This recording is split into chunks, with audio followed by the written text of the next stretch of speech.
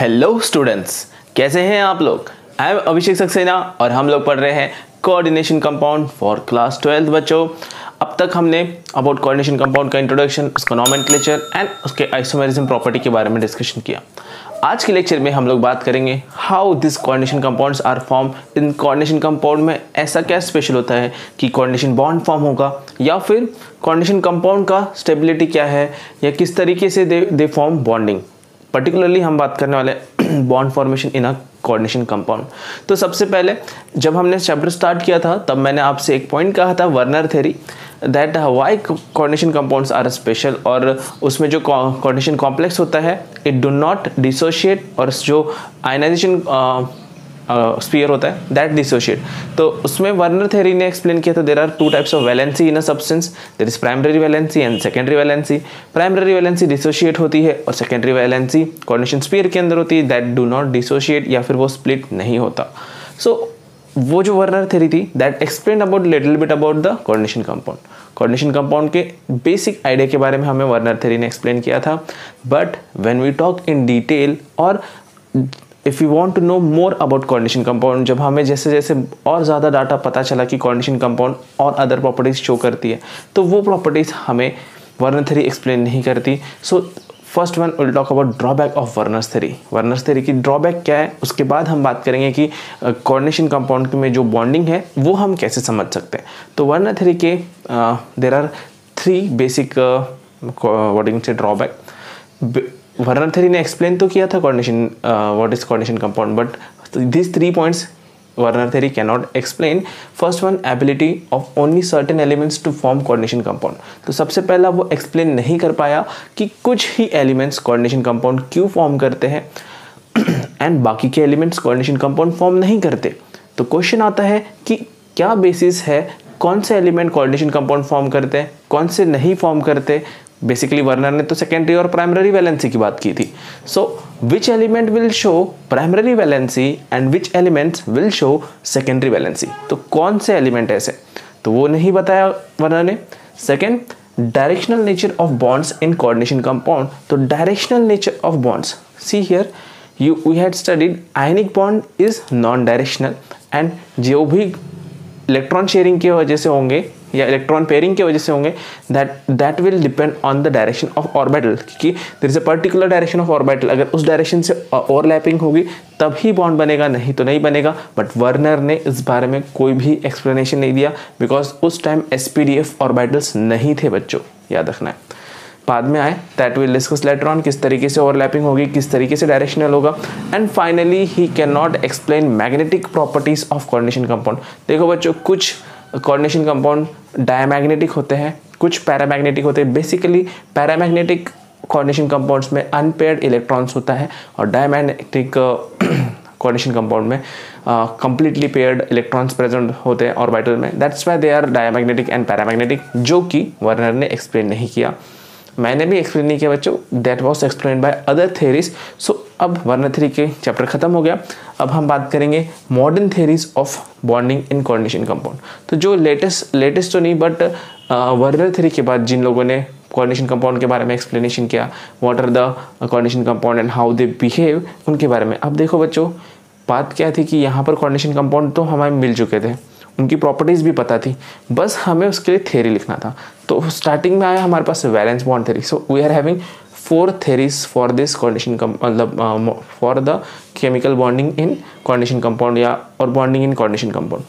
First one is valence bond theory, इसी को हम शॉर्ट में वीबीटी बोलते हैं, that we discuss in chemical bonding chapter. VBT हमने केमिकल बॉन्डिंग चैप्टर में डिस्कस किया है। Second, crystal field theory, CFT theory.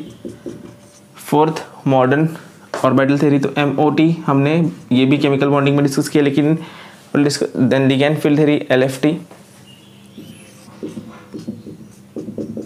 This names are very very important बच्चों, एंड हमें सिर्फ ये दोनों पढ़नी है, दिस आर वेरी इंपॉर्टेंट, और एल्स वी कैन से कि हमारे सिलेबस में सिर्फ ये दो theory means valence bond theory and crystal field theory, ये दो थ्योरी के बारे में ही हमें डिस्कशन करना है, बाकी हमें डिस्कशन नहीं करना। Up till this point will discuss only valence bond theory and crystal field theory, इसके बारे में हम डिस्कस करते हैं। तो नेक्स्ट हम स्टार्ट करेंगे वैलेंस बॉन्ड थ्योरी, पहले इतना नोट करो, उसके बाद फिर हम वैलेंस बॉन्ड थ्योरी की बात करते हैं। ओके स्टूडेंट्स, अब हम स्टार्ट करने जा रहे हैं that is valence bond theory. तो वैलेंस बॉन्ड थ्योरी में हमें क्या बताया गया, what is the basic idea about valence bond theory. Valence bond theory या वीबीटी ने हमें बताया कि जितने भी मेटल कॉम्प्लेक्सेस हम यूज करने वाले हैं, what ever the metal complexes और मेटल एटम कॉम्प्लेक्सेस नहीं, मेटल कॉम्प्लेक्स तो बनेगा बाद में, तो जो मेटल हम यूज करने वाले that metal must have empty orbital, मतलब उसमें वैकेंट ऑर्बिटल होने चाहिए, और वो भी there should be formation of hybridization. See VBT हमने केमिकल बॉन्डिंग जो चैप्टर था 11th क्लास में उसमें डिस्कस किया था, तो VBT is related with the hybridization, तो यहाँ पर भी हम हाइब्रिडाइजेशन इंक्लूड करेंगे। तो हाइब्रिडाइजेशन के बेसिक्स आपको आते, वो हम नहीं डिस्कस करने वाले directly. What is mean by hybridization, the intermixing of orbitals to form new orbital which are having same energy and same shape। तो सेम एनर्जी वाली, मतलब पहले अलग अलग ऑर्बिटल्स होते हैं, then they will intermix, mixing होगा उनका, they will combine together to form new orbitals, नए ऑर्बिटल्स बनाएंगे जिनकी एनर्जी सेम होगी, जिनका शेप सेम होगा, सब कुछ सेम होगा, उनके बारे में हम बात करेंगे, दैट इज हाइब्रिडाइजेशन। तो वो हम अभी नहीं डिस्कस करेंगे, वो हमने 11th में ही देख लिया था, कैसे इंटरमिक्सिंग होता है, कैसे न्यू बॉन्ड्स कैसे न्यू ऑर्बिटल्स बनते हैं। But what is important here, valence bond theory हमें बताता है कि कोऑर्डिनेशन कंपाउंड में जो बॉन्डिंग है जिसे हम कहते हैं coordinate bond. Remember, coordination compound में जो कोऑर्डिनेशन स्फीयर के अंदर जो बॉन्ड होता है that is called as coordination bond, और actually it is the one type of covalent bond, it is the covalent bond, type of a covalent bond, या फिर उसे कोऑर्डिनेशन कोवैलेंट बॉन्ड भी कहा जाता है, because there is overlapping of orbital. जहाँ भी ओवरलैपिंग ऑफ ऑर्बिटल आएगा या शेयरिंग ऑफ इलेक्ट्रॉन आएगा उसे हम कोवैलेंट बॉन्ड ही कहते हैं, sharing of electron takes place in covalent bond. तो सबसे पहला वैलेंस बॉन्ड थ्योरी ने क्या बताया, मेटल कॉम्प्लेक्सेस अराइजेस व्हेन, मतलब जो हमारा कोऑर्डिनेशन कॉम्प्लेक्सेस, मतलब जो कॉम्प्लेक्स कंपाउंड है या कोऑर्डिनेशन कंपाउंड है, वो कब बनेगा, व्हेन फील्ड लिगैंड ऑर्बिटल, मतलब जो बाहर से जो लिगैंड्स है, you know ligand external substance जो मेटल एटम के साथ, मेटल आयन के साथ अटैच होने वाले हैं, जिसे हम लिगैंड कहते हैं। लिगैंड के बारे में हमने पूरा लेक्चर देखा है एक पूरा, अगर नहीं चेक किया है तो वो पूरा वीडियो पढ़ के आओ पहले।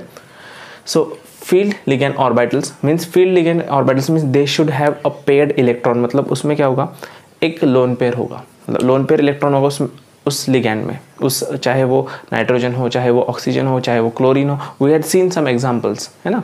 तो उनमें लोन पेयर इलेक्ट्रॉन होंगे एंड वो इलेक्ट्रॉन डोनेट करेगा, डोनेट नहीं करेगा मीन्स डोनेट और ये नहीं होने वाला, बस it will help us for what you can say overlapping में मदद करेगा। Overlaps with the vacant hybrid orbital on metal, तो मेटल के वैकेंट हाइब्रिड ऑर्बिटल पर ओवरलैप करेंगे and they will form coordinate bond, जिसकी वजह से हमारे पास कोऑर्डिनेट बॉन्ड बनता है। Then we had this diagrammatical representation, इतना अच्छा डायग्राम तो नहीं है। सो मेटल का ऑर्बिटल है there, this is orbital we can say, and ये एम्प्टी है, इसमें एक भी इलेक्ट्रॉन नहीं होगा। मेटल एटम या मेटल आयन में for that particular orbital there is no electron, जहाँ पर कोऑर्डिनेट बॉन्ड बनने वाला है वहाँ पर कोई भी इलेक्ट्रॉन नहीं चाहिए बच्चों। एंड लिगैंड में लोन पेयर, दोनों इलेक्ट्रॉन प्रेजेंट होंगे and ligand will overlap with the metal, metal के साथ ओवरलैप करेगा। So vacant metal hybrid orbital and occupied ligand orbital, मतलब मेटल वैकेंट होगा और लिगैंड का ऑक्यूपाइड रहेगा बच्चों।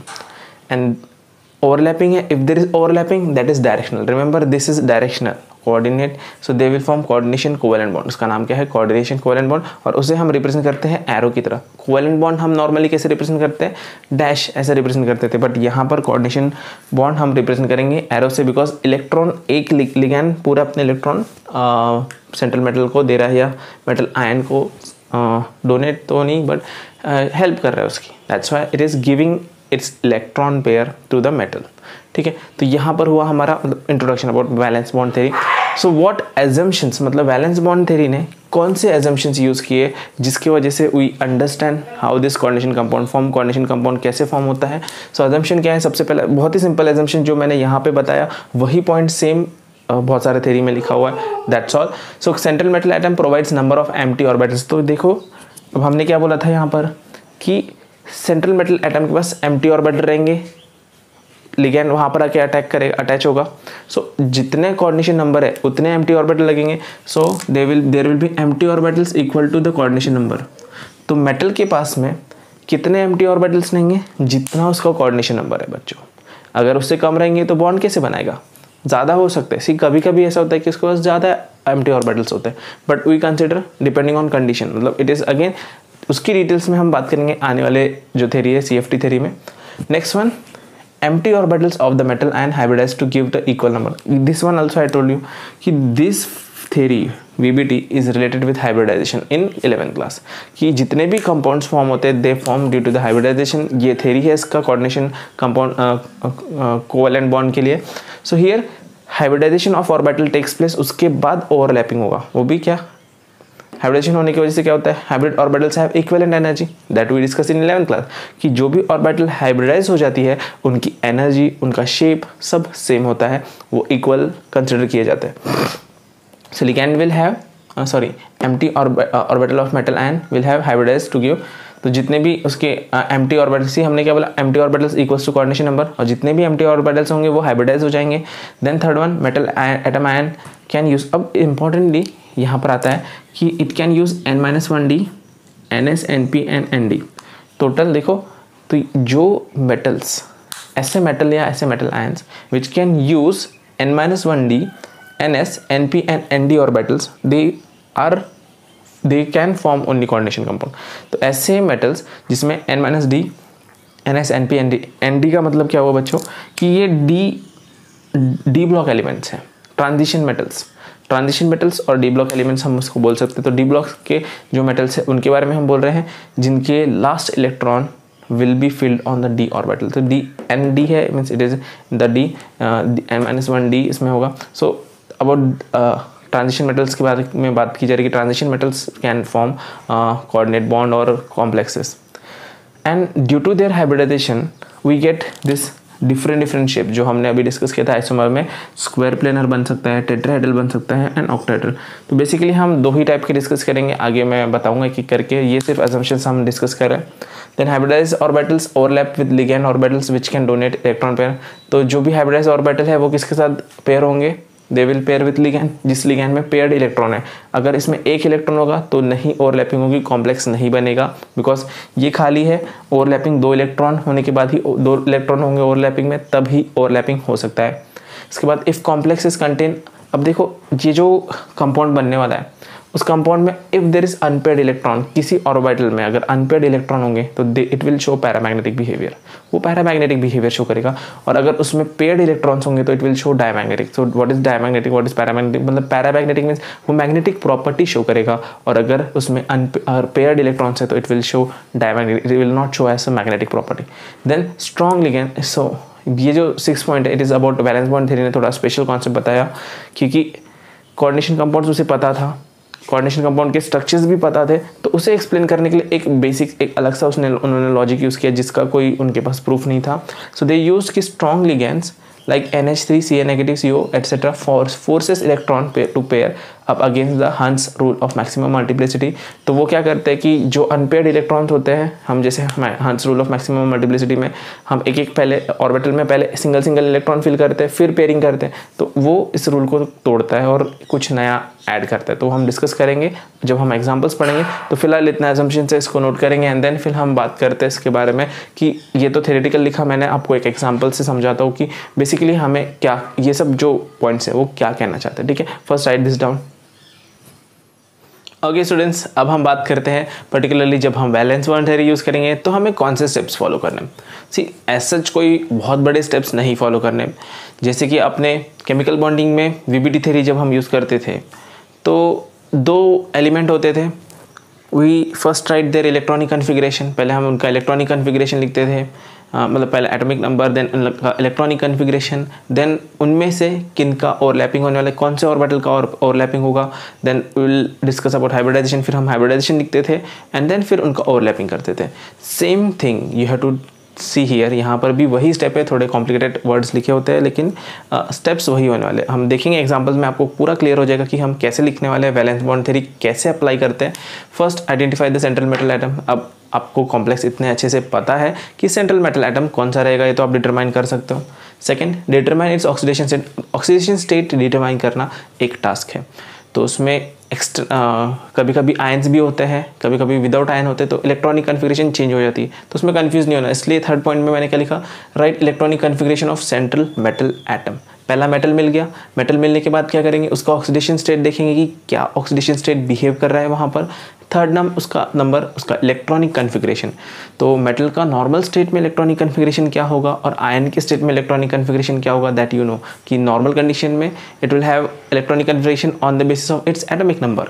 लेकिन अगर उसमें चार्ज है, सपोज मेटल +1 है, तो उसमें से एक इलेक्ट्रॉन लूज हो गया तो इलेक्ट्रॉनिक कन्फिग्रेशन में एक इलेक्ट्रॉन कम लेना पड़ेगा। 2+ है तो 2 इलेक्ट्रॉन कम लेने पड़ेंगे according to its oxidation number. जो भी उसका ऑक्सीडेशन नंबर होगा उसके हिसाब से आप उसे चेंज करेंगे इलेक्ट्रॉनिक कन्फिग्रेशन को, ठीक है। Then fourth number, check the number of ligands and decide hybridization. तो लिगेंड्स चेक करना है हमें कि 4 लिगेंड है, 6 लिगेंड है या 5। तो एक्चुअली लिगेंड्स तो 2, 3, 4, 5, 6, 7, 8 कितने भी हो सकते बच्चों, लिगेंड्स के कोई लिमिटेशन नहीं है।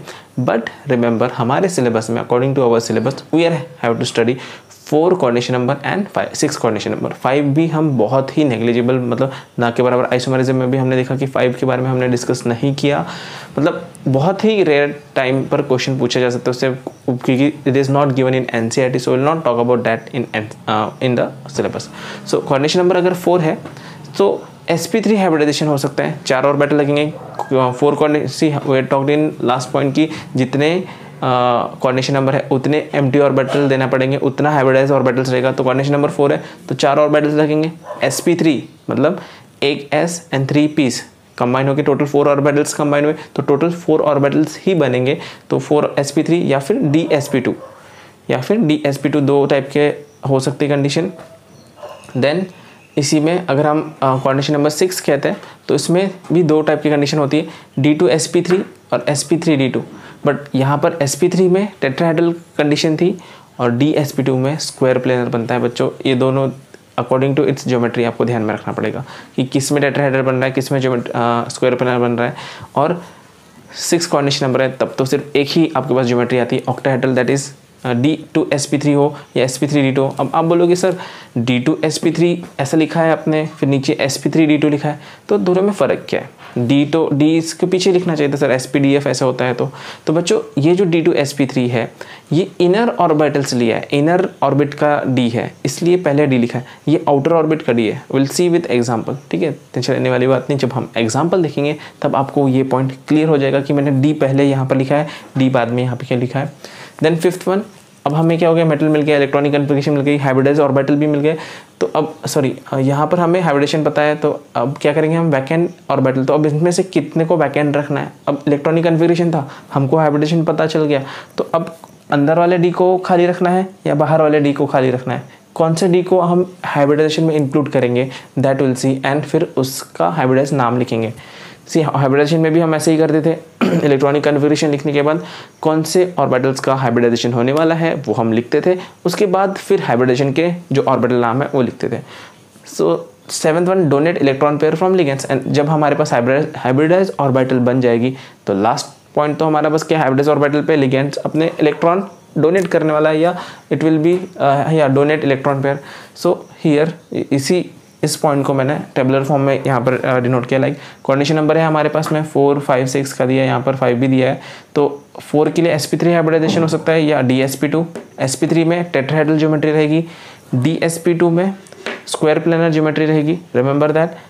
5 अगर कोऑर्डिनेशन नंबर है तो sp3d overlapping sp3d hybridise orbital बनता है, याद रखना। एक ही इसमें ट्राइगोनल बाइपिरामिडल बनता है, ट्राइगोनल बाइपिरामिडल, तो ट्राइंगल रहेगा, ऊपर एक नीचे एक, ऐसे that is the structure for trigonal bipyramidal.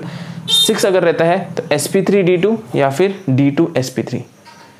Okay, तो ये दो कंडीशन, अगर आउटर d लिया है तो d2 बाहर का रहेगा, इनर लेंगे तो d2 D orbital, if D orbital is from inner orbit तो D2sp3 लिखना पड़ेगा, बट दोनों में ज्योमेट्री ऑक्टाहेड्रल ही बनने वाली है बिकॉज 6 कोऑर्डिनेशन नंबर है, तो 6 अलग अलग चले जाएंगे, 4 एक प्लेन में रहेंगे, एक ऊपर एक नीचे, that is octahedral condition that we know. Isomer में हमने स्ट्रक्चर बहुत अच्छे से समझ लिया है।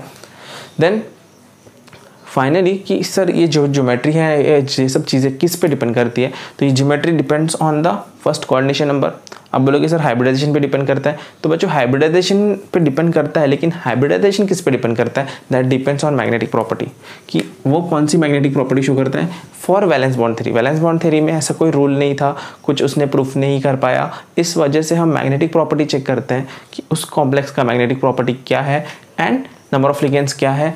Number of ligands and magnetic property से हमें पता चलता है कि हमें इनर डी ऑर्बिटल यूज़ करना है कि आउटर डी ऑर्बिटल यूज़ करना है, कि यहाँ पर सी इसमें ज़्यादा कोई प्रॉब्लम नहीं। जब CN नंबर 6 है तब तो कोई गड़बड़ नहीं होने वाली, लेकिन जब 4 है तब टेट्राहेड्रल और स्क्वायर प्लानर, तो 6 के लिए तो आप डायरेक्ट ज्योमेट्री ऑक्टाहेड्रल ही लिखते हो, तो उसमें तो कोई प्रॉब्लम नहीं है, but when it is for coordination number 4 that time there will be problem। ठीक है बच्चों, तो एक छोटा सा मतलब एग्जांपल तो नहीं, लेकिन हम जिन मेटल्स की बात करने वाले they will be coming in between या देखो एटॉमिक नंबर 20 to 21 to 30, 21 से लेकर 30 शक्ति वक्रमण फेकोनिकोजन, सो इन बिटवीन दैट मतलब आयरन है, कोबाल्ट है, निकल है, सो ये जितने भी एलिमेंट्स, क्रोमियम है, तो ये आते हैं 21 से लेकर 30 के बीच में जो मेटल्स आते हैं उनमें हमारे पास कॉम्प्लेक्स बनता है। जैसे कि एक एग्जांपल लिया मैंने आयरन का, तो आयरन की अगर हम बात करते हैं तो उसका एटॉमिक नंबर 26 है, तो आप एटलीस्ट 30 तक के याद कर लो, एटॉमिक नंबर याद नहीं है तो 20 to 30 वाला सीरीज याद कर लेना, शक्ति वक्रमण फेकोनिकोजन, सो दैट इज। अब इसका इलेक्ट्रॉनिक कन्फिग्रेशन कैसे लिखेंगे सर, इतना बड़ा है तो इलेक्ट्रॉनिक कन्फिग्रेशन, तो याद रखो, देखो जब स्टार्ट करते हैं हम तो 1s2 लिखते हैं, 1s2 2s2 2p6 3s2 3s2 के बाद देखो बच्चों या 3s2 3p6, देन 3p6 के बाद हम आते हैं 4s2 में, देन 3d आता है।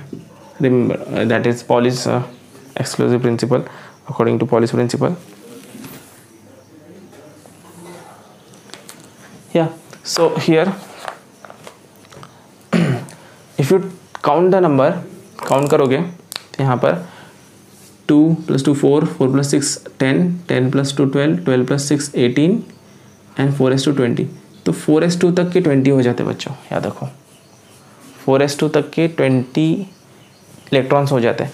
तो जब भी आप स्टार्ट करोगे इलेक्ट्रॉनिक कन्फिग्रेशन तो आपको कैसे लिखना है 3d 4s, क्योंकि right in here in 3d 4s and 4p and 4d, तो सबसे पहला तो आपका 4s का ऑर्बिटल फिल होगा, क्योंकि 4s आ गया यहाँ पे, 4s में 2 इलेक्ट्रॉन, तो 4s में अगर 2 इलेक्ट्रॉन आ गए इसका मतलब एटॉमिक नंबर कितना हो गया 20, याद रखना। If electrons are filled in 4s तो एटॉमिक नंबर 20 हो गया, तो आप 4s टू स्टार्ट कर सकते हो, 4s 3d लिखेंगे, 4s 4p 4d। अब आयरन का इलेक्ट्रॉनिक कन्फिग्रेशन मतलब एटॉमिक नंबर 26 है, तो 20 यहाँ पर हो गया, 21 22 23 24 25 एंड एक इलेक्ट्रॉन का पेयरिंग होगा 26। सी ये हमने पहले ही पढ़ा है हंस प्रिंसिपल में कि we can not pair directly, pair नहीं कर सकते, पहले सिंगल इलेक्ट्रॉन डिस्ट्रीब्यूट होंगे उसके बाद फिर पेयरिंग होगी ऑर्बिटल में। तो यहाँ पर पहले 5 इलेक्ट्रॉन्स हमने सेपरेटली दे दिए एंड 1 इलेक्ट्रॉन पेयरिंग किया। अब इंपॉर्टेंट नहीं, जैसे कि मैंने बताया था n-1 ऑर्बिटल यहाँ पे पार्टिसिपेट करता है। देखो बच्चों ये है ND आउटर मोस्ट ND है ऑर्बिटल, ये है NP, ये है NS, ये है n-1D। इनमें से ये सभी के सभी ऑर्बिटल्स हमारे ओवरलैपिंग में पार्टिसिपेट कर सकते हैं। तो अगर 3D वाले ने पार्टिसिपेट किया, 3D 4s एंड 4p, देखो 3D यहाँ लिखा है मैंने, 3D 4s एंड 4p, तो ये हो गया D2sp3, तो इनर ऑर्बिटल। अगर बाहर वाला ऑर्बिट और डी ऑर्बिटल अगर पार्टिसिपेट करता है तो उसे हमें आउटर ऑर्बिटल कॉम्प्लेक्स बोलते हैं। ये पॉइंट याद रखो, inner orbital complex and inner and outer orbital complex. तो ये हम एग्जांपल में देखने ही वाले हैं, तो पहला इतना नोट करेंगे एंड फिर हम एक एग्जांपल से समझते फाइनली। अब यहाँ पर हमारा थ्योरेटिकल पार्ट खत्म हुआ, अब हम एग्जांपल्स देखेंगे वैलेंस बॉन्ड थ्योरी के कि किस तरीके से हम इसका स्ट्रक्चर डिटरमाइन करते हैं या क्या वैलेंस बॉन्ड थ्योरी हम अप्लाई करते हैं। ठीक है बच्चों, ओके स्टूडेंट्स, तो अब हम लेते हैं फाइनली एग्जांपल्स के, एक एग्जांपल से समझते हैं कि how we apply valence bond theory, किस तरीके से अप्लाई की जाती है और क्या क्या रूल्स बनते हैं वहाँ पर।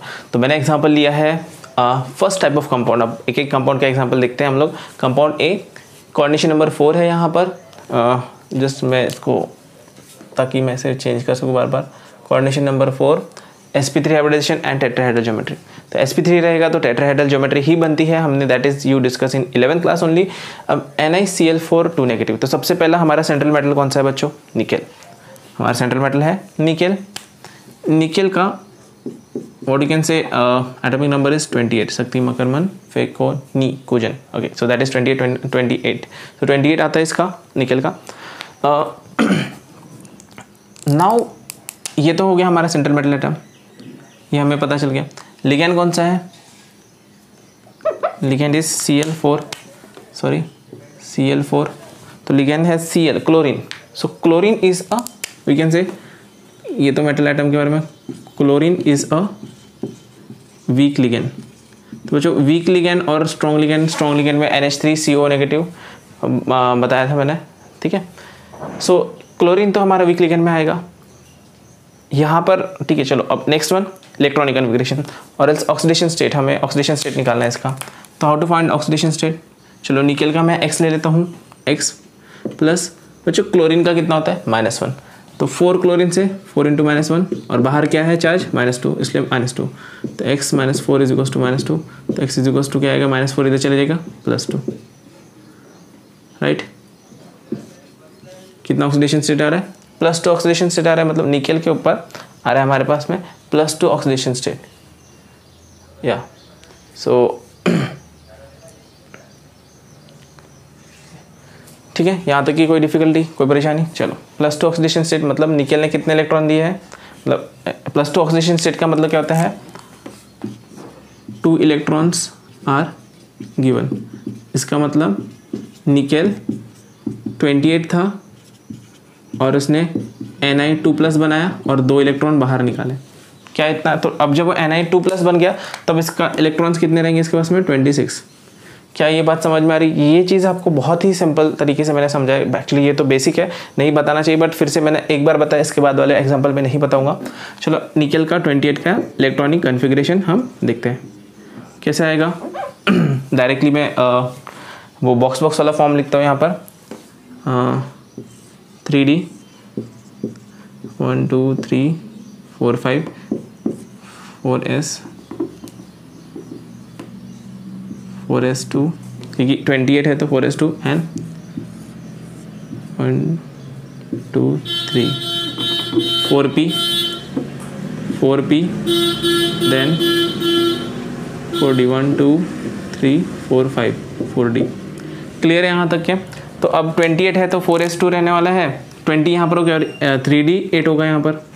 तो 1 2 3 4 5 6 7 8 4s2, ठीक है। तो ये हुआ निकेल 28 का बच्चों। लेकिन हमें निकेल क्या बनाना है? निकेल +2 है, तो हमें +2 का इलेक्ट्रॉनिक कन्फिग्रेशन लिखना होगा। सो निकेल +2 हियर, निकेल 28 +2। ऐसे नहीं लिखते एक्चुअली, ये 28 ही रहता है, +2 बना के ये हो जाता है 26 इलेक्ट्रॉन्स, ठीक है। सो सेम यही रहेगा, बस इसमें से 2 इलेक्ट्रॉन रिमूव करेंगे। तो बच्चों रिमूव कहाँ से करोगे? 2 इलेक्ट्रॉन्स है, आप कौन से ऑर्बिट 3D से रिमूव करोगे, 4s से रिमूव करोगे? तो आपको पता है whenever there is a chemical bonding और इलेक्ट्रॉन लूज होता है तो it will lose from outer most shell, inner most shell से नहीं होता, इनर ऑर्बिटल से, ऑर्बिट से नहीं होता। तो सबसे आउटर मोस्ट शेल कौन सा है? 4n, ये है 4n है हमारा, आउटर मोस्ट शेल 4 है। तो हमारा इलेक्ट्रॉन 4 से रिमूव होगा। So that it will form electronic configuration as 2 3 4 5 1 1 2 3 and then here 1 2 3 4 5, ठीक है। तो here it will become 3d 6 4s2 4p और 4d में तो वैकेंट है, इसमें तो कुछ फर्क नहीं पड़ रहा। तो यहाँ पर भी इलेक्ट्रॉन्स चेंज नहीं हुए, दिस इज सेम, जो 6 इलेक्ट्रॉन्स है तो सॉरी ये नहीं चेंज होगा, ये 0 होगा, ठीक है। ये 3d 8 वैसा का वैसा ही रहेगा। 1 electron 2 electron, there is 2 electrons here, यहाँ पर 2 इलेक्ट्रॉन चले गए हैं, सॉरी है ना, 0 हो गया। ये 2 इलेक्ट्रॉन लूज कर लिया तभी तो निकेल 2+ बन गया। तो this is our electronic configuration. अब देखो इलेक्ट्रॉनिक कन्फिग्रेशन मिल गई, तो अब हाइब्रिडाइजेशन किसका होगा? देखो बच्चों ये तो पूरे पेड है। अब ये जो क्लोरीन है, this chlorine is weak ligand, ये वीक लिगेंड है। इट विल कम टू निकल, ये निकल के पास आएगा और बोलेगा कि कितने हैं हमारे पास क्लोरीन, 4 क्लोरीन है। कितने क्लोरीन है? 4 क्लोरीन है। तो ये क्लोरीन इसके साथ अटैच होने के लिए बोलेगा कि मैं आता हूँ यहाँ पर अटैच होने की कोशिश करता हूँ, या फिर मतलब मुझे जगह चाहिए। निकल सपोज कि उसका ये पूरा घर है और क्लोरीन ने बोला कि मुझे यहाँ रहना है, तो ये 3rd फ्लोर हो गया, 3rd orbital 3rd floor, 4th orbital मतलब सॉरी 4th ऑर्बिट मतलब 4th फ्लोर। सो क्लोरीन बोला कि इसने चेक किया ये तो पैक है, ये भी पैक है, ये भी पैक है। एक ऑर्बिटल में कितने इलेक्ट्रॉन्स आ सकते हैं? 2 इलेक्ट्रॉन, उससे ज़्यादा तो इलेक्ट्रॉन आ नहीं सकते। तो ये 2 घर में एक अकेले अकेले थे। तो व्हाट ही सेड टू निकल कि अरे भाई ये जगह खाली कर दो थोड़ा सा मेरे लिए। तो 4 में से 1 नीचे रहेगा, बाकी 3 ऊपर रह सकते हैं। तो वो निकल के तो ये इलेक्ट्रॉन के पास चला गया कि ये आप ट्रांसफ़र हो जाओ, यहाँ पे पेयरिंग कर लो, जैसे हंड्स रूल में हमने बोला था। तो क्लोरीन तो वीक है, तो वीक इलेक्ट्रॉन, क्लोरीन तो वीक लिगेंड है, तो वीक लिगेंड को इलेक्ट्रॉन ने देखा और इलेक्ट्रॉन ने बोला कि ये तो वीक है, तो कुछ नहीं कर सकता। तो उसको बोला कि हम नहीं हटेंगे, आप दूसरी जगह चले जाओ। तो क्लोरीन चुपचाप ऊपर वाले ऑर्बिट में चला गया। सो इसका मतलब weak electrons do not occupy what you can say inner orbit. Weak electron रहेंगे तो इनर ऑर्बिट नहीं लेगा, अगर स्ट्रांग रहेंगे तो इनर ऑर्बिट को इसको धक्का मार के भगा देगा। तो हियर अब 4 ही हमें कितने चाहिए? कोऑर्डिनेशन नंबर 4 है तो 4 ऑर्बिटल चाहिए। तो यहाँ पर एक और ये 4, तो ये मिलाकर sp3 हाइब्रिडेशन बनाएंगे और ये कंबाइन करके ये 4 hybridise orbital sp3 sp3 sp3 and sp3 बनाएंगे। तो ये एम्प्टी ऑर्बिटल होगा। यहाँ पर हमारे पास आएंगे क्लोरीन। क्लोरीन के पास 2 इलेक्ट्रॉन्स हैं, सभी क्लोरीन के पास 4 क्लोरीन है हमारे पास में, and they will donate this to this empty orbital. ठीक है, this is chlorine chlorine chlorine chlorine. तो यहाँ पर हमारा बॉन्डिंग हुआ, मतलब लिगैंड फॉर्मेशन आपको समझ में आया होगा अभी कि निकल का इलेक्ट्रॉनिक कन्फिग्रेशन लेने के बाद फिर हमने एम्प्टी ऑर्बिटल्स का हाइब्रिडेशन किया and then will form a ligands में कितने लिगेंड्स है? 4 लिगेंड्स है। 4 लिगेंड्स ने मिलकर यहाँ पर एक कॉम्प्लेक्स बना दी। कैसे बनेगा? निकल सॉरी टेट्राहेड्रल स्ट्रक्चर, निकल is here, one chlorine is above, one chlorine is here, one chlorine is here. Actually it is 3 dimensional, तो उसको 3 dimensional डिनोट करने के लिए हम इस तरीके से डिनोट करते हैं। फिर रिमेंबर 3 डायमेंशन में ये सामने है हमारे, ये दोनों दो ही एक प्लेन में होते हैं, याद रखना। ठीक है, एंड एक को इस तरीके से डिनोट करते हैं हम लोग। ये दोनों अलग प्लेन है, ये में, ये दोनों सेम प्लेन में। ठीक है बच्चों, तो यहाँ पर हुआ NiCl2 और चार्ज कितना है इसके ऊपर? 2 नेगेटिव। तो बच्चों 2 नेगेटिव बनाना भी ज़रूरी है। That is 2 negative and that is ये कितना हो गया हमारे पास में? ऑक्टाहेड -2। और ज्योमेट्री क्या है इसकी? Tetrahedral geometry, like CH4 methane की तरह स्ट्रक्चर ज्योमेट्री है ना। इसमें कुछ पॉइंट्स हैं। सबसे पहला वीक लिगेंड था। वीक लिगेंड की वजह से क्या हुआ? It is forming inner orbital complex. क्यों? सॉरी, इनर नहीं बनाएगा। ऑर्बिटल कौन सा यूज है? आउटर। ये तो इनर का 3D था, तो outer. So as only outer orbitals are used, सिर्फ आउटर ऑर्बिटल यूज हुए, तो इसे क्या बोलेंगे हम? Outer orbital complex. क्या बोलेंगे?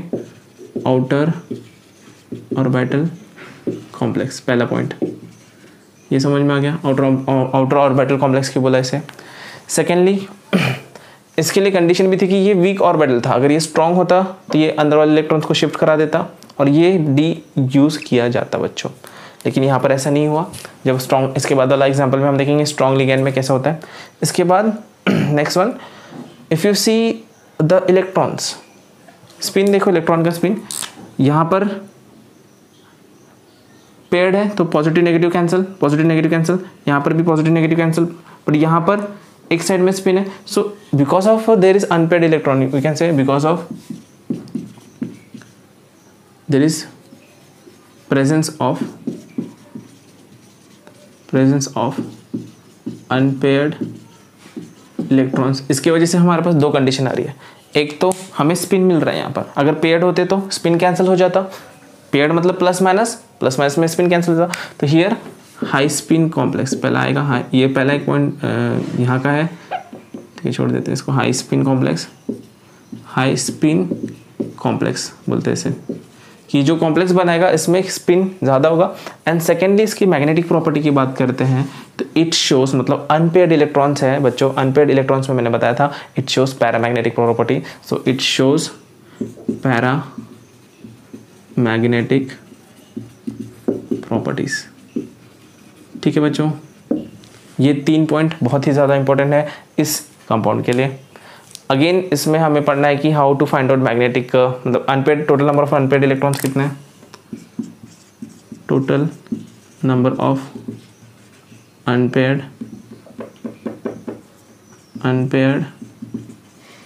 इलेक्ट्रॉन्स कितने हैं,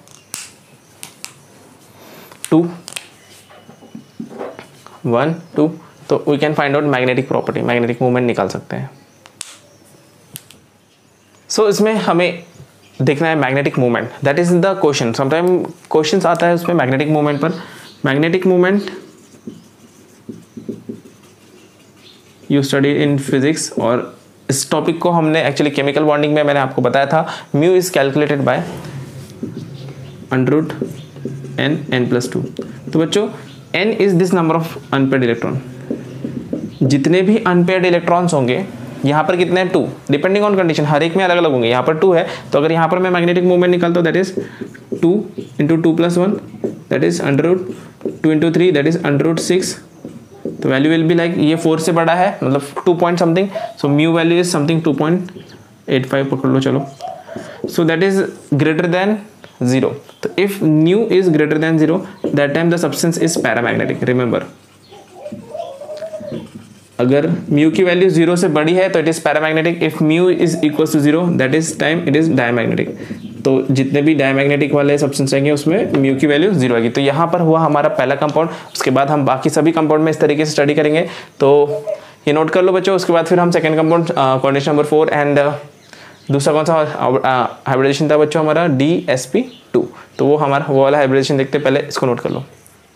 ओके बच्चों, अब हम बात करते हैं नेक्स्ट एग्जांपल नंबर 2, जिसमें हमने लिया कोऑर्डिनेशन नंबर 4, हाइब्रिडेशन दिया है हमने DsP2।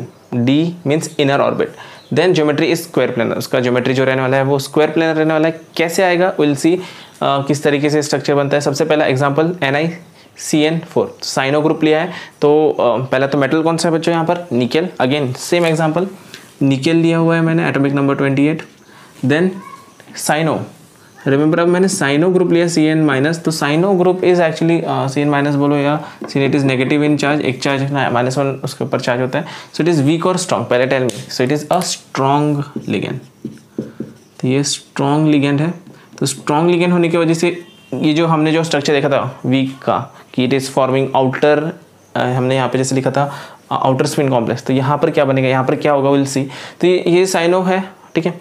अगेन ऑक्सीडेशन नंबर हमें कैलकुलेट करना है, तो जैसे निकेल का x ले लिया, प्लस साइनो का माइनस है, -1 × 4 इक्वल्स टू टोटल चार्ज इसके ऊपर -2 है, x - 4 is -2, x is equals to +2। तो निकेल +2 होने वाला है यहाँ पर। तो फिर से इसका सेम यही सिचुएशन, +2 होगा तो 2 इलेक्ट्रॉन रिमूव होंगे। ये इलेक्ट्रॉनिक कन्वर्शन मैंने लास्ट एग्जाम्पल में भी बताया था। तो यहाँ पर भी सेम होने वाला है कि 28 थे, 8 यहाँ पर चले गए। Ni+2 होने के बाद 2 इलेक्ट्रॉन लूज करेगा वो, तो 2 इलेक्ट्रॉन यहाँ से चले गए। अब देखो साइनो ग्रुप है, साइनो है स्ट्रॉन्ग। तो बच्चों साइनो ग्रुप क्या करेगा, इट इज स्ट्रॉन्ग ग्रुप। तो ये आएगा, इस इलेक्ट्रॉन को हटाकर इसको बोलेगा कि चल चुपचाप इस जगह पे चले जा। अब वो स्ट्रॉन्ग है तो ये इलेक्ट्रॉन को तो मूव करना ही पड़ेगा। क्लोरीन वीक था इसलिए ये मूव नहीं कर रहा था, बट अब ये स्ट्रॉन्ग है तो ये क्या करेगा, इलेक्ट्रॉन को मूव कर देगा। तो यहाँ पर क्या होंगे, सारे के सारे इलेक्ट्रॉन्स पेयर्ड हो जाएंगे, ये पेयर्ड हो जाएंगे और ये वाला खाली हो जाएगा, दिस इज वैकेंट। एंड यहाँ पर बाकी के तो खाली है ही। तो व्हाट विल हैपन, यहाँ पर दिस D, ये 3D एक है, 4s एंड 4p के 2, ये एक खाली रहेगा वो छोड़ दो, 3D 4s एंड p2। तो क्या बन रहा है, DsP2 हाइब्रिडेशन। DsP2 हाइब्रिडेशन कितने, 1 2 3 4, 1 ऑर्बिटल यहाँ का, 1 2 3 4, एक छूट गया तो यहाँ के 2 ऑर्बिटल, ठीक है बच्चों। सो दे विल फॉर्म 4 ऑर्बिटल, 1 2 3 4, जिसका सबका नाम DsP2 रहेगा। ये तो आपको पता है, इट इज वैकेंट। अगेन ये वैकेंट रहेगा क्योंकि ये भी खाली है, ये भी खाली है, ये भी खाली है। जब हाइब्रिडाइजेशन बनता है तो उसमें इलेक्ट्रॉन्स अपने आप नहीं आएंगे। तो इलेक्ट्रॉन्स देने के लिए हमारे पास काम कौन करने वाला है, साइनो ग्रुप। तो साइनो के पास 2 इलेक्ट्रॉन्स है, साइनो ग्रुप 4 साइनो ग्रुप है हमारे पास, 4 cyano group, they will give the this electrons to this all the vacant orbital. सभी वैकेंट ऑर्बिटल को ये एक और यू कैन से इलेक्ट्रॉन्स दे देंगे। Now how what will be the structure, कैसा स्ट्रक्चर बनेगा इनका, स्क्वायर प्लेनर बताया मैंने अभी आपको। तो nickel is here, it is cyano, it is cyano, here it is cyano, and it is forming a square planar structure.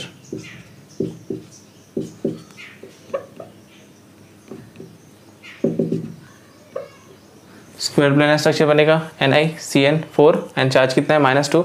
इसके ऊपर अगर हम चार्ज लगाते हैं दैट इज -2। तो स्क्वायर प्लेनर तक ही समझ में आ गया। अब इसके आगे का इंपॉर्टेंट पॉइंट क्या है, यहाँ पे जब स्ट्रॉन्ग लिगेंड यूज़ किया गया है तो सबसे पहला क्या लिखेंगे हम, इनर ऑर्बिटल यूज़ किया गया। तो एज ओनली, अब यहाँ पर मैंने आउटर लिखा था, as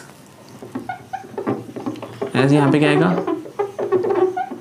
inner orbitals are used, inner orbital are used, are मतलब इज यूज होगा, आर नहीं is used, inner orbital is used, it forms. अब इनर ऑर्बिटल यूज हुए तो इसको क्या बोलेंगे हम, इनर ऑर्बिटल कॉम्प्लेक्स। क्या बोलेंगे बच्चों, inner orbital complex. And presence of paired electrons है कि अनपेयर्ड इलेक्ट्रॉन्स। देखो यहाँ पर इसे नहीं कंसिडर करना, इसे नहीं कंसिडर करना, ये हमारा फाइनल आया था तो ये सभी के सभी पेयर्ड है। तो प्रेजेंस ऑफ पेयर्ड इलेक्ट्रॉन, तो पेयर्ड है तो स्पिन क्या होगी, कैंसिल हो जाएगी। तो इट इज, वहाँ पे हाई स्पिन कॉम्प्लेक्स था, यहाँ पर लो स्पिन कॉम्प्लेक्स बनेगा। क्या बनेगा बच्चों, लो स्पिन कॉम्प्लेक्स। एंड जहाँ पर there is all paired electrons, तो मैंने स्टार्टिंग में ही आपसे कहा it is forms a diamagnetic property, diamagnetic property.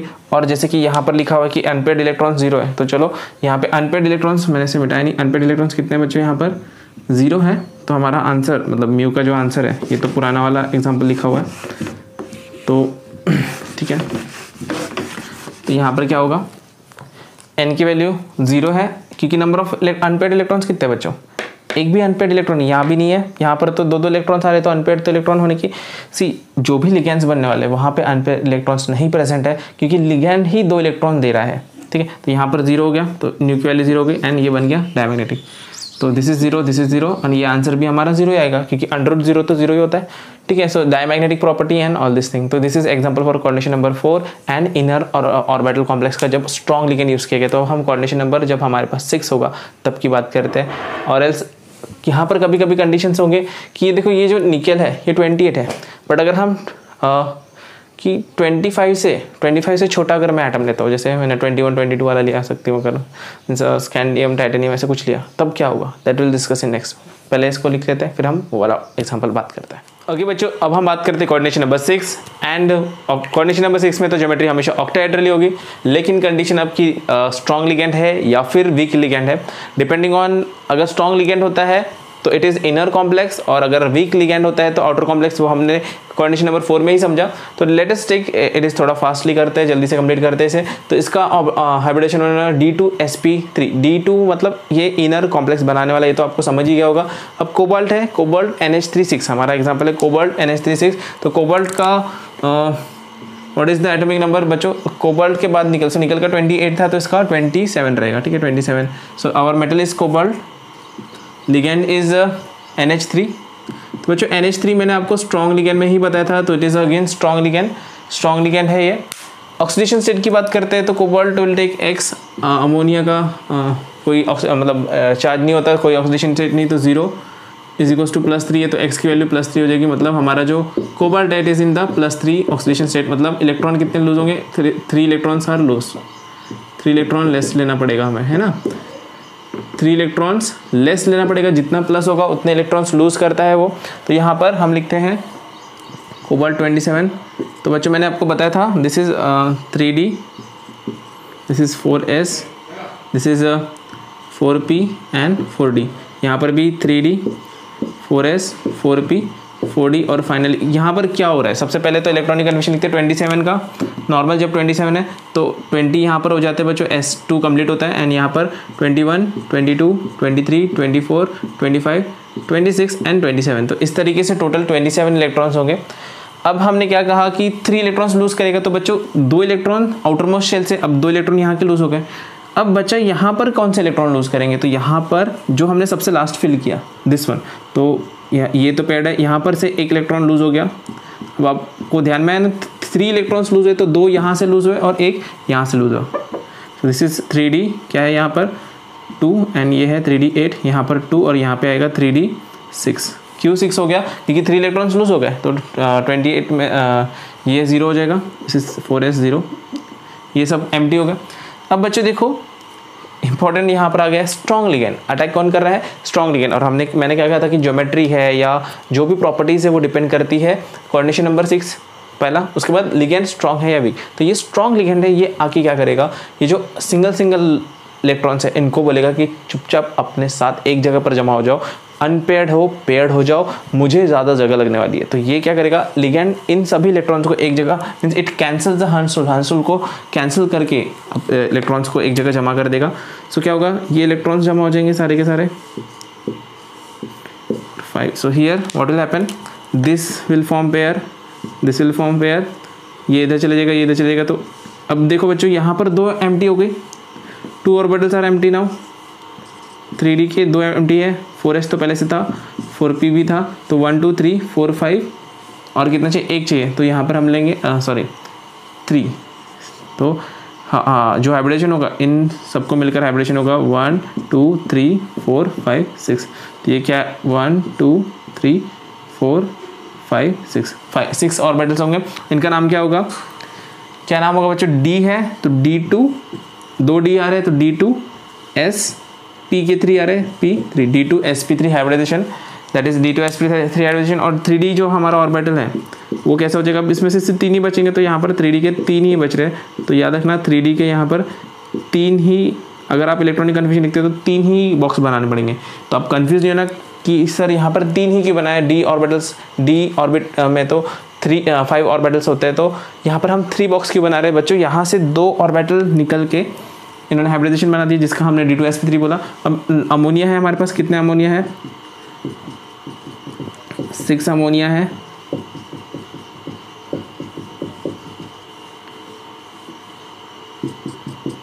सबके पास लोन पेयर है बच्चों, सबके पास लोन पेयर है, ये इसको देगा, ये इसको देगा। So this empty orbitals will be filled with lone pair of ammonia.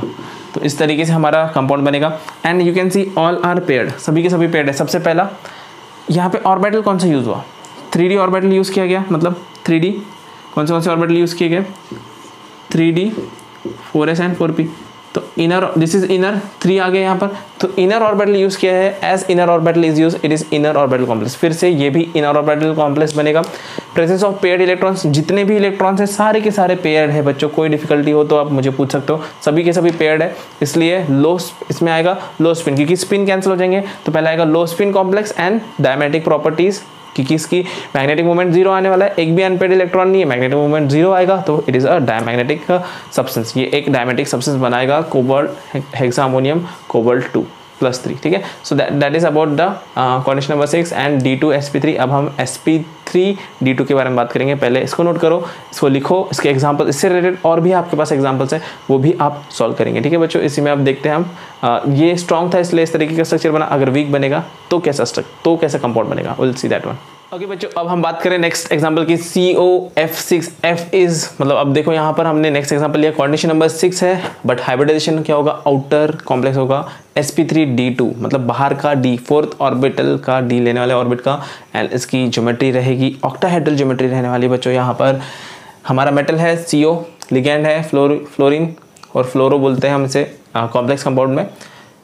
अब इंपॉर्टेंट पॉइंट, तो बाकी जो हमारा इलेक्ट्रॉनिक कन्फिगरेशन है वो सेम रहेगा, वो मैं फिर से एक्सप्लेन नहीं कर रहा, बस क्यों सेम रहेगा। देखो ऑक्सीडेशन स्टेट निकालते हैं हम लोग, X फ्लोरीन का माइनस चार्ज होता है, प्लस 6 × -1 इसका प्लस चार्ज है, सो X - 6 = +3। सो इसके ऊपर जो चार्ज होगा, देखो X सॉरी यहाँ पर जो चार्ज आने वाला है -3 आएगा बच्चों, यहाँ पर -3 आता है, चार्ज -3 होता है इसका। सो X = +3। अगेन जो कोबाल्ट है उसका ऑक्सीडेशन स्टेट +2 है, सो दैट मीन्स सॉरी +3 है, +3 ऑक्सीडेशन स्टेट है, मतलब कितने इलेक्ट्रॉन लॉस किए उसने, 3 इलेक्ट्रॉन लॉस किए, 3 इलेक्ट्रॉन लॉस किए। तो सेम इलेक्ट्रॉनिक कन्फिगरेशन वही बनेगा। देखो ये CO+3 का इलेक्ट्रॉनिक कन्फिगरेशन है कि 3 इलेक्ट्रॉन लॉस कर दिए, ये मैंने लास्ट एग्जांपल में भी यही बताया था। अब इंपॉर्टेंट पॉइंट है कि वीक लिगेंड है, वीक लिगेंड इन अनपेयर्ड इलेक्ट्रॉन्स को शिफ्ट नहीं कर सकता क्योंकि वो पावरफुल नहीं है। तो क्या होगा, अब यहाँ पर जो हाइब्रिडाइजेशन होगा इन 4sp3D2 का होगा, sp 3d2। Can you understand? ये ऐसा कैसे रहेगा? ये सेम वैसे ही रहने वाला है, इसमें कोई फर्क नहीं पड़ेगा। मतलब d ऑर्बिटल के इलेक्ट्रॉन्स वैसे ही रहेंगे, एक ही पेयर्ड है, बाकी के अनपेयर्ड है बच्चों, 4 अनपेयर्ड इलेक्ट्रॉन। यहाँ पर ये कंबाइन करके 1 2 3 4 5 6 1 2 3 4 5 6 sp3d2, इन सभी का नाम sp3d2 रहेगा। आपने हाइब्रिडाइजेशन में देखा है, सब ऑर्बिटल का नाम sp3d2 sp3d2 sp3d2 होता है। और हमारे पास लिगेंड है फ्लोरो, फ्लोरीन के लोन पेयर 6 फ्लोरो हम यहाँ पर ले लेंगे। ये सभी यहाँ पर अपने दोनों इलेक्ट्रॉन्स को दे देगा and it will form a coordinate bond. अब बच्चों आप लोग बोलोगे सर यहाँ पर तो सिंगल सिंगल इलेक्ट्रॉन है, तो ये फ्लोरो यहाँ पर भी तो दे सकता है। बच्चों हमने स्टार्टिंग में ही कहा कि मेटल का ऑर्बिटल वैकेंट होना चाहिए, एम्प्टी ऑर्बिटल में ही लिगेंड बनेगा, एम्प्टी ऑर्बिटल से ही कॉम्प्लेक्स कंपाउंड बनेगा, बाकी से कॉम्प्लेक्स नहीं बन सकता। So in this way this is compound is form, इसमें ये कॉम्प्लेक्स कंपाउंड बना। अब बच्चों मैंने लास्ट में आपको एक जो CONH3 का स्ट्रक्चर था वो नहीं बताया था, तो यहाँ पर देखो CO, एक फ्लोरीन, फ्लोरो यहाँ से, एक फ्लोरो यहाँ से, एक फ्लोरो यहाँ से। हमने ये स्ट्रक्चर्स तो पहले भी देखे बच्चों जैसे आइसोमर्स में, तो कोई बड़ी बात नहीं है। ऑक्टाहेड्रल स्ट्रक्चर, इसमें क्या चार्ज है? इसमें -3 चार्ज है। अगर अमोनिया लेते तो वहाँ पे +2 चार्ज आता, +3 चार्ज आता और अमोनिया होते फ्लोरो की जगह पे, तो उसका भी आप स्ट्रक्चर बना लेंगे, वो मैं भूल गया बताना आपको। तो स्ट्रक्चर इज ऑल्सो इम्पोर्टेंट। अब इम्पोर्टेंट पॉइंट है कि यहाँ पर जैसे कि हम बात करते हैं इनर है कि आउटर है, तो देखो ऑर्बिटल कौन सा यूज़ हुआ है? 4s के बारे में हम बात करें कि 4s ऑर्बिटल यूज़ किया गया है, यहाँ पर 4s ऑर्बिटल यूज़ किया गया है।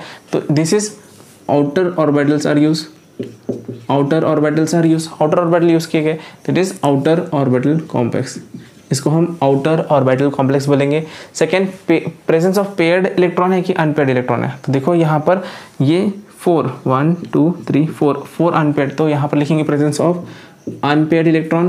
तो अनपेयर्ड इलेक्ट्रॉन्स होने की वजह से क्या होगा? हाई स्पिन कॉम्प्लेक्स, क्योंकि ये दो इन चारों का स्पिन कैंसिल नहीं हो पाएगा, it is high spin complex, ये हाई स्पिन कॉम्प्लेक्स होगा। और because of presence of unpaired electron it is क्या होता है बच्चों? Paramagnetic. So it is paramagnetic, जैसे कि हमने बोला था।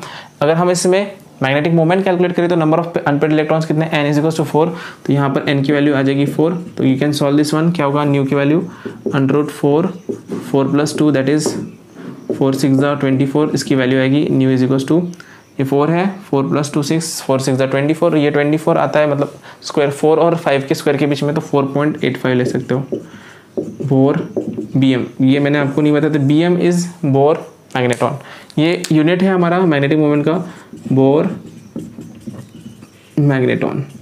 ठीक है बच्चों, तो ये आप फिजिक्स में पढ़ते हो, bore magneton is the unit for magnetic movement का यूनिट होता है। मैग्नेटिक मूवमेंट एक फिजिक्स का टर्म है, मैग्नेटिज्म चैप्टर में आप फिजिक्स में पढ़ोगे, लेकिन यहाँ पर हम इलेक्ट्रॉन की स्पिन मैग्नेटिक फील्ड के बारे में बात करते हैं। तो यहाँ पर वो हमारा कंपाउंड नंबर, ये थर्ड कंपाउंड के बारे में हमने बात किया था, तो ये कंपाउंड नंबर C करना चाहिए इसको, थर्ड कंपाउंड, तो सॉरी फोर्थ, ये तो फोर्थ चल रहा था हमारा, फोर्थ कंपाउंड हो गया। इसके पहले वाले में C कर देंगे आप, गलती से मैंने वो B ही रहने दिया। तो यहाँ पर हमारा हुआ कोऑर्डिनेशन नंबर 6, sp3d2, d2 बाहर क्यों लिखा है? Because it is outer orbit is use. ठीक है, ऑक्टाहेड्रल स्ट्रक्चर, तो यहाँ पे ऑक्टाहेड्रल स्ट्रक्चर रहने वाला है, अमोनिया में भी ऑक्टाहेड्रल स्ट्रक्चर था। अब बस एक यहाँ पर हमने क्या देखा कि जब स्ट्रॉन्ग लिगेंड है तो इनर कॉम्प्लेक्स बन रहा था, लो स्पिन कॉम्प्लेक्स बन रहा था और डायमैग्नेटिक बन रहा था। ये 3 चीज़ें याद आ रही थी आपको, तो आप शॉर्ट में लिख सकते हो। और जब हम वीक लिगेंड यूज़ करेंगे तो outer orbital complex, high spin complex and paramagnetic बनेगा जब वीक लिगेंड यूज़ करेंगे। ठीक है बच्चों, और उसका मैग्नेटिक मूवमेंट भी 0 से ज़्यादा आएगा। लेकिन ये हमेशा लागू नहीं होता, it is not always correct. ये if the atomic number is above 25 तब ये चलेगा, लेकिन अगर हम बात करते लोअर देन 25 एटॉमिक नंबर, जैसे कि हम टाइटेनियम का एग्जांपल देखेंगे, अभी हम एग्जांपल देखेंगे जिसमें ऑटोमेटिक वीक रहे या स्ट्रॉन्ग रहे, वीक लिगेंड होगा तभी हमारे पास लो स्पिन आएगा। देखो कैसे आता है, चलो हम चेक करते हैं।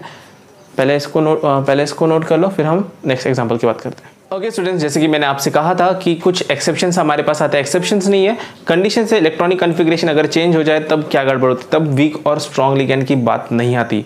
अभी हमने जनरल टर्म में, मतलब मैं जनरल टर्म भी लिखूंगा यहाँ पर एक एक करके। जनरल टर्म में हमने क्या कहा था? In general term what we said कि if ligand is strong, ligand is strong और लिगैंड इज वीक। तो ये दो कंडीशन पर हम बात कर रहे थे। अगर लिगैंड स्ट्रॉन्ग है तो ये बनेगा इनर ऑर्बिटल कॉम्प्लेक्स, और लिगैंड वीक है तो आउटर ऑर्बिटल कॉम्प्लेक्स। ये चाहे 4 हो चाहे 6 हो, किसके लिए, सबके लिए अप्लाई किया था हमने। देन स्ट्रॉन्ग लिगैंड है तो ऑल और नो अनपेयर्ड इलेक्ट्रॉन, यहाँ पे हम बोलेंगे नो अनपेयर्ड इलेक्ट्रॉन, यहाँ पे ऑलवेज अनपेयर्ड इलेक्ट्रॉन प्रेजेंट थे हमारे पास में, अनपेयर्ड इलेक्ट्रॉन प्रेजेंट थे।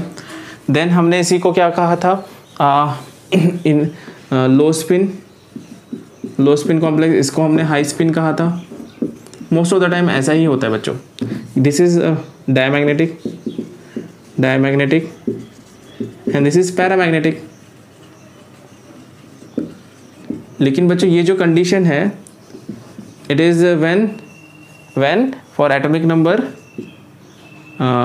वी कैन से 26 से 30 के बीच में जितने एलिमेंट्स हैं, ठीक है। बट अगर 25 से नीचे है, like titanium, vanadium and chromium, तो just will see electronic configuration. Titanium का इलेक्ट्रॉनिक कन्फिगरेशन कैसे होगा, टाइटेनियम इट इज 2 3 4 5 3D, कितना आएगा 2 3D2 4s2, यहाँ पर 4p,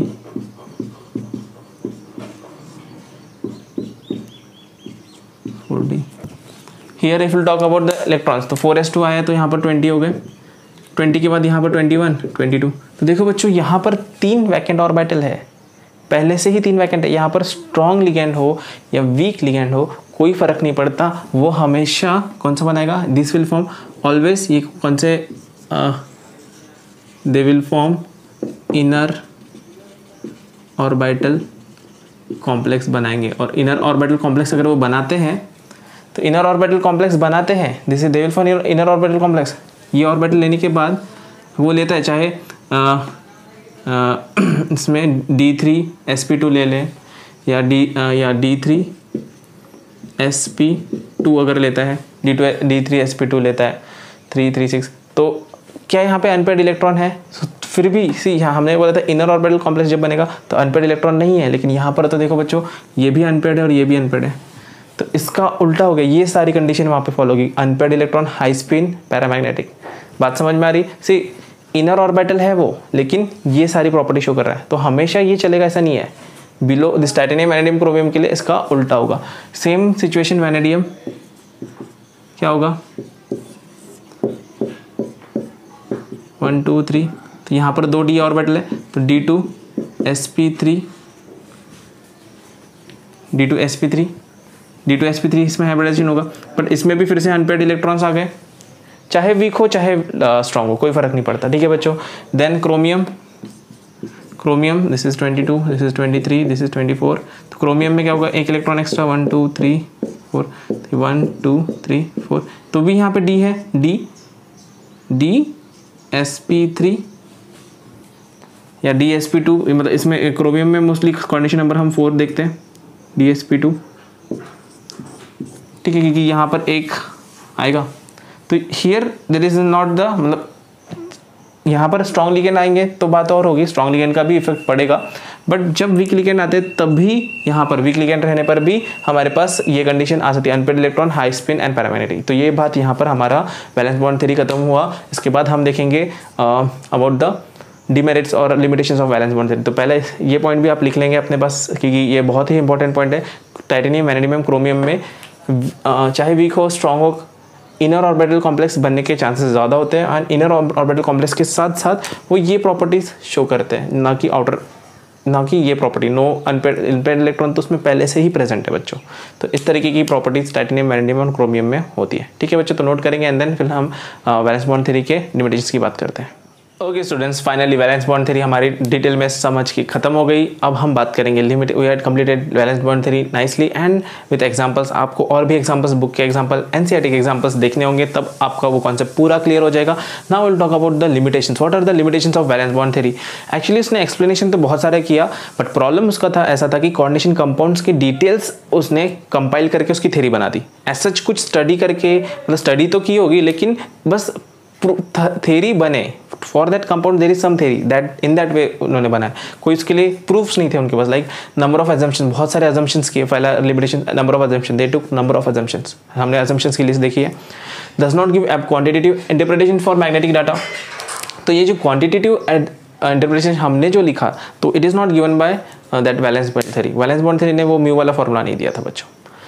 we had find out, मतलब वो अलग तरीके से फिजिक्स से हमको मिला। हियर वीबीटी ने नहीं दिया। Does not explain colour. तो ये जो कलर वाला कॉन्सेप्ट है बच्चों, coordination compound show different special colours, वो तो उसने एक्सप्लेन ही नहीं कर पाया क्यों कलर शो करते कुछ अलग अलग colours. Then does not give quantitative interpretation for thermodynamic and kinetic stabilities. तो बच्चों VBT cannot explain thermodynamic and kinetic stability of coordination compound। तो इसके बाद जो CFT उसमें हम और डिटेल में पढ़ेंगे। एक्चुअली ये लिमिटेशंस क्या होते हैं, जो CFT के प्लस पॉइंट होते हैं वो यहाँ पर लिमिटेशन में हम पढ़ते हैं। नॉर्मली ऐसा ही होता है कि इसने जो डिस्कवरी की है, जो दिस थ्योरी इज गिवन, जो उसके बाद वाली थ्योरी होगी उसमें जो प्लस पॉइंट होंगे वो इसके लिमिटेशंस में हम ऐड कर देते हैं। Then does not make exact predictions of geometry. तो बच्चों ये सबसे इंपॉर्टेंट पॉइंट है कि जो ज्योमेट्री होती है, नॉर्मली हमारे पास जो भी थ्योरी होती है for bonding, all the bonding theories will give us the prediction कि कौन सा स्ट्रक्चर बनना चाहिए, ऑक्टाहेड्रल, टेट्राहेड्रल, क्या बनेगा, स्क्वायर प्लेनर क्या बनेगा। बट ये VBT ने क्या किया कि कंपाउंड का स्ट्रक्चर पहले स्टडी कर लिया। हाँ, ये स्क्वायर प्लेनर है तो इसमें ऐसा होगा, ये ऑक्टाहेड्रल है तो इसमें ऐसा स्ट्रक्चर बनेगा, इसमें ये हाइब्रिडेशन होगा। इसने ऐसा नहीं बताया कि ये हाइब्रिडेशन होने की वजह से ये it will show tetrahedral, octahedral, square planar. What they said कि इसका स्क्वायर प्लेनर है इसलिए दिस हाइब्रिडेशन। तो इस तरीके से उन्होंने उल्टी थ्योरी लिखी। मीन्स नॉर्मली थ्योरीज क्या होती है, they give data and they give theories and उसके बेसिस पर हम एग्जांपल्स देते हैं। इन्होंने एग्जांपल्स लिया और उसकी थ्योरी लिखी। And finally they do not distinguish between weak and strong ligand. Weak and strong ligand के बारे में वो एक्सप्लेन नहीं कर पाए। सी उन्होंने बोला स्ट्रॉन्ग लिगैंड है अमोनिया, कार्बो, CO, देन साइनो। तो स्ट्रॉन्ग लिगेंड्स है बताया, लेकिन क्यों स्ट्रॉन्ग है क्यों वीक है उसके बारे में कोई एक्सप्लेनेशन नहीं है हमारे पास, इन्होंने नहीं दिया था। देन इसके बाद हमारे पास CFT आएगी, that will discuss in next lecture. तो आज के वीडियो को हम यहीं पर स्टॉप करते हैं बच्चों। तो जाने से पहले एक रिक्वेस्ट करूँगा, अगर वीडियो पसंद आया, सभी टॉपिक समझ में आए तो वीडियो को लाइक करेंगे, चैनल को सब्सक्राइब करेंगे और सबके साथ शेयर करेंगे बच्चों। तो फिर मिलते हैं नेक्स्ट वीडियो में। नेक्स्ट टॉपिक CFT के बारे में हम डिस्कस करते हैं।